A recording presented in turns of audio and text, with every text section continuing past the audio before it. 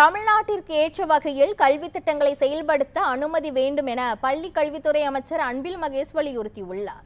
Chennai Sri Ramachandra convention சென்டரில் தமிழ்நாடு அரசு நடத்திய புதிய இந்திய கல்வி உச்சி மாநாட்டில் கலந்து கொண்டு அமைச்சர் சிறப்புரையாற்றினார்.